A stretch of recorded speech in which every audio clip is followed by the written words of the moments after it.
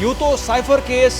रोज़े अव्वल से ही इंतहाई नाक़िस और एक भोंडा मुकदमा था और ना ही आज तक कौम ने साइफर देखा कि एक्चुअली वो साइफर क्या था। एक अमरीकी सफ़ीर की जानिब से पहले दबाव डालने की कोशिश की जाती रही। साइफर भेजा गया कि चूँकि बानी पीटीआई ने इमरान खान ने हमारे खिलाफ बात की है, उसको प्राइम मिनिस्टर रहने का कोई हक नहीं। अब सिर्फ एक चीज़ खान साहब को रोके हुए है और वो है निगोशिएशन टेबल पर बैठना। जेल में होने के बावजूद भी इतना अग्रेसिव मोड में खेल रहे हैं कि यूं लगता है कि वो अपने लिए खुद से रुकावटें पैदा कर रहे हैं। अस्सलाम वालेकुम, आप देख रहे हैं कैपिटल डिजिटल और मैं रुखशान मीर। आज बानी पीटीआई और पाकिस्तान तहरीक इंसाफ के लिए एक बहुत अच्छा दिन है क्योंकि जिस साइफर केस में इमरान खान और शाह महमूद कुरैशी को बरी किया गया है,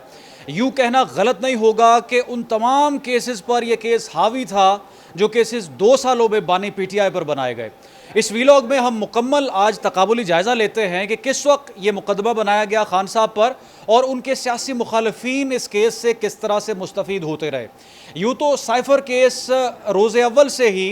इंतहाई नाक़िस और एक भोंडा मुकदमा था क्योंकि इसका ना कोई जवाज़ मिला और ना ही आज तक कौम ने साइफर देखा कि एक्चुअली वो साइफर क्या था, उसका मतन क्या था। तो नाज़रीन, जब पाकिस्तान तहरीक इंसाफ की हुकूमत थी और एक स्टेटमेंट उन्होंने दिया एब्सोल्युटली नॉट का कि हम वो बात नहीं मानेंगे जो अमेरिका की जानिब से अहकामात आएंगे, तो उसके बाद चंद हफ्तों के अंदर सारी की सारी अपोजिशन इकट्ठी हुई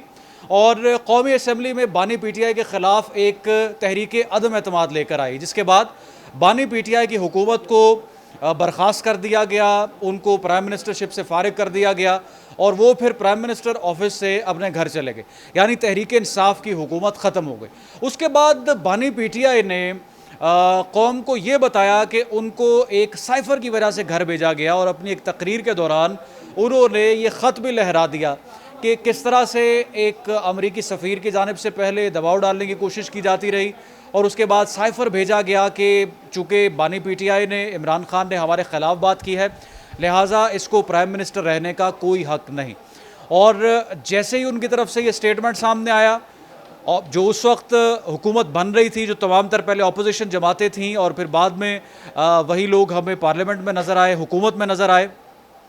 उन लोगों की तरफ से ये एतराज़ किया गया कि बानी पीटीआई झूठ बोल रहे हैं और इन्होंने पाकिस्तान के खारजा ताल्लुकात को, पाकिस्तान की सालमियत को बाला ताक रखते हुए पाकिस्तान को नुकसान पहुंचाने की कोशिश की है। जैसे ही इमरान खान ने ये स्टेटमेंट दिया, कुछ हफ्ते बाद इमरान खान के उस वक्त के प्रिंसिपल सेक्रेटरी आज़म खान की एक ऑडियो लीक सामने आ गई उनके साथ, जिसमें वो ये कह रहे थे कि हम अमेरिका का नाम नहीं लेंगे, अलबत्ता इस मामले पर खेलेंगे। और इस ऑडियो को लेकर पाकिस्तान मुस्लिम लीग नवाज़ और दीगर सियासी मुखालफीन ने बाकायदा तौर पर एक तहरीक चलाई कि पाकिस्तान के खारजा ताल्लुकात को नुकसान पहुँचाने की कोशिश की जा रही है।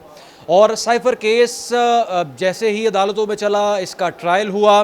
तो ये मुतालबा किया जाता रहा कौम की जानिब से भी कि अगर इमरान खान झूठ बोल रहे हैं, पाकिस्तान तहरीक इंसाफ का मौक़िफ़ झूठा है और अपनी हुकूमत को बचाने के लिए था, तो आप एक्चुअली साइफर दिखाएं कि साइफर क्या था, साइफर का मतन क्या था, साइफर में क्या लिखा हुआ था, वो ख़त कहाँ पर है। और ये सवाल जब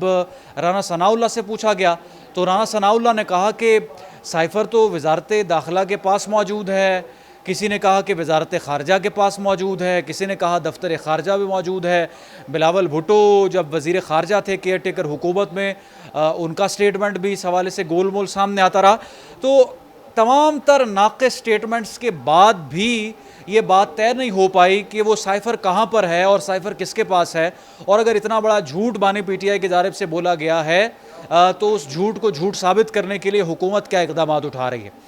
उसके बाद भी ट्रायल होता रहा और जितने केसेस उस दौरान बने, जिसमें इद्दत में निकाह केस था, जिसमें फ़ॉरेन फंडिंग केस था, जिसमें तोशा खाना केस शामिल था, इन तमाम तर दर्जनों केसेस में 2 केसेस बड़े टफ़ थे जो काफ़ी थे बानी पीटीआई को लंबा अरसा यानी 10 साल जेल में रखने के लिए। उनमें एक 9 मई के मुकदमात थे, यानी फ़ौजी तनसीबात पर हमले, अहम इमारतों पर हमले का मुकदमा, और दूसरे नंबर पर यह साइफर केस था, यानी कौमी राज यूँ अफशा करना कि पाकिस्तान की सालमियत को नुकसान पहुँच सके। और ये एक केस तो इसका ड्रॉप सीन हो चुका है। इस एक केस में तो खान साहब को बरी कर दिया गया और दूसरा केस जो एक बड़ा भारी केस है वो 9 मई का केस है। इस पर जो कानूनी माहिरीन है, और आपने आज गुफ्तगू सुनी होगी एतजाज़ हसन साहब की भी लाहौर हाई कोर्ट में जो उन्होंने की है, इस केस में भी अब सिर्फ एक चीज़ खान साहब को रोके हुए है और वो है निगोशिएशन टेबल पर बैठना। यानी अगर वो आज अपने रवैये में थोड़ी नरमी लाकर इस्टेब्लिशमेंट से बात करते हैं और इस्टेब्लिशमेंट को कन्विंस करने की कोशिश करते हैं, जिस तरह से प्रेस कॉन्फ्रेंस की गई कि आप अपॉलॉजी करें, आप माफ़ी मांगे, अगर अपने लहजे को नरम करके बात करते हैं वो, तो यकीनी तौर पर 9 मई के केसेस में भी उनको रिलीफ मिल सकता है और बहुत करीब है। लेकिन खान साहब इस वक्त जेल में होने के बावजूद भी इतना एग्रेसिव मोड में खेल रहे हैं कि यूँ लगता है कि वो अपने लिए खुद से रुकावटें पैदा कर रहे हैं। अब इस केस में बरी होने के बाद अगर दूसरे केस में वो थोड़ी लचक और नरमी दिखाएं तो यकीनी तौर पर बहुत जल्द और चंद हफ्तों में खान साहब जो हैं वो उस केस में भी बरी होकर आवाम में आ सकते हैं, घर वापस आ सकते हैं। कमेंट सेक्शन में कीमती राय ज़रूर आगाह करें। नुकसान में को दें। कैपिटल वीलॉग से दोबारा हाजिर होंगे। अल्लाह हाफ़िज़।